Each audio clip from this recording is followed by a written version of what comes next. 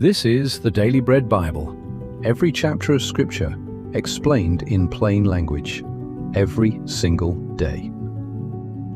We are walking through the Bible, chapter by chapter, from Matthew, the opening of the New Testament, from Psalms, the prayers and poems of a king who knew both triumph and despair. Not a summary, not a hot take, a careful, honest walk through the text the way it was actually written, with the history, the original languages, and the meaning behind every line.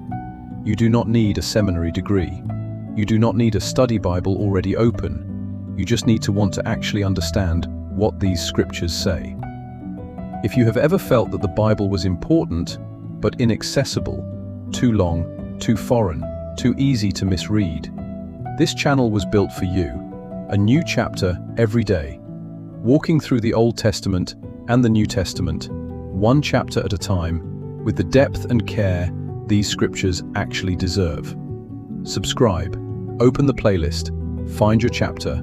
Your daily bread is waiting.